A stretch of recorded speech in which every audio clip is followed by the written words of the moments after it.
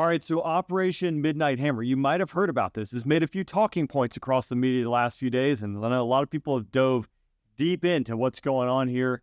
Today, we're going to hit some of those highlights to recap, just in case you've been living underneath a rock, which is impressive that you've survived given the fact of what Operation Midnight Hammer was capable of doing and did. We're going to talk about the E-7 WEDGETAIL. That's the chopping block, as well as the F-35 is making some cuts for fiscal year 2026. We're getting the Lowdown back going again. It's been a little bit of a hiatus. I've been working on other projects for the podcast. So that being said, let's get into it, and we'll talk about Operation Midnight Hammer, as well as what's going on with the E-7 WEDGETAIL, as well as the F-35 program, because again, there's some significant updates happening in both those arenas. So let's jump into Operation Midnight Hammer. We'll hit a recap of what's happened with that. But first, if you're not a Lowdown subscriber, make sure you click the link down below in the description, and you get this newsletter free each and every week. That's my goal. And it's everything that's happening in defense and aviation, things that I find interesting that if you like this type of stuff and you're watching it, you'll probably find interesting as well. So check out the newsletter. You can click the link down below, sign up. It's free.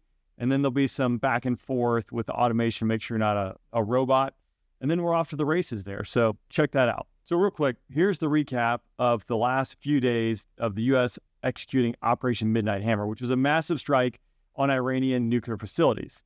This involved 125 plus aircraft, B-2s, Tomahawk missiles, cyber, space, and everything in between to make this mission happen. From the get-go, what I think is really impressive is in today's age with the plane spotters via websites like FlightAware, it is tough to just cover up movements. And we saw this occurring over last weekend with all the tankers flowing eastbound to Europe and the Middle East. Everyone and their brother was tracking it. But the deceptive part was the 4 tankers that took off the next day, flew overhead Whiteman Air Force Base, home to the B-2, and flew westbound. A deceptive tactic to make sure that these B-2s would not be noticed, or the primary B-2s, 7 of which were not noticed as they flowed eastbound. Something that was not necessarily an issue 20, 30, 40 years ago. Now there's always operational security concerns, but in today's age with an iPhone or an Android, God forbid, you can quickly track a plane anywhere in the world. So I'd say a tip of the hat of factoring that into the mission planning. Now, obviously the B-2 guys, not only worry about stealth, but they're worried about the operational security piece.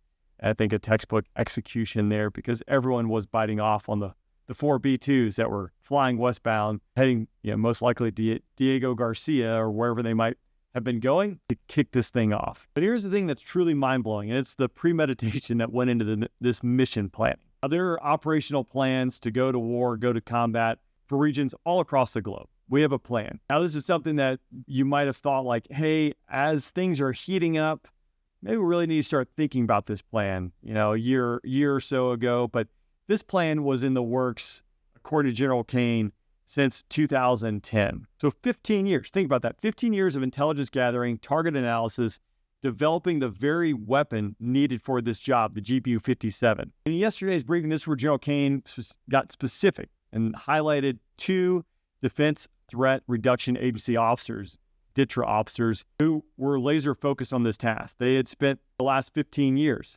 locked away in some windowless building, studying everything that occurred at this Bordeaux nuclear site. All administrations changed, leadership changed. These 2 officers were dedicated to analyzing everything that went into this target set. They studied all the material that went out, went in, the equipment that went in to conduct analysis. They actually built the picture of what was going on inside this site. Realizing that we did not have a capability to take it out, brought about the evolution of the GPU-57, the massive ordnance penetrator, specifically designed for the B-2 and carrying out this mission. It wasn't about just developing another massive bomb. We've had those before. We do have those.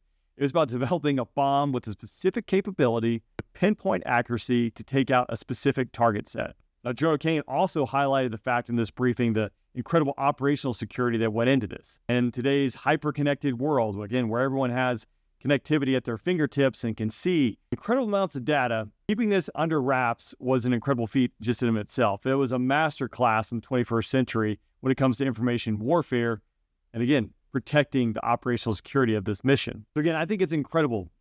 We had 2 individuals whose, I would say, without knowing them, that's probably their life's work, to bring this to fruition and make it happen. And it's such a level of detail with incredible accuracy, not only from the studying, but coming up with a operational solution to solve this problem is pretty incredible. Now, with that being said, we got some storm clouds brewing over some next generation aircraft. And the first up that we're going to talk about is the F-35. At this point, it probably doesn't surprise anyone that the F-35 has, a few problems. It's had them along the way. Now, we've talked about it on the Lowdown, the TR-3. This is the technology refresh, the next version of the technology refresh, upgrading the F-35 with enhanced operational software as well as other capabilities. It ran into some significant roadblocks last year, and it's delayed the program even more.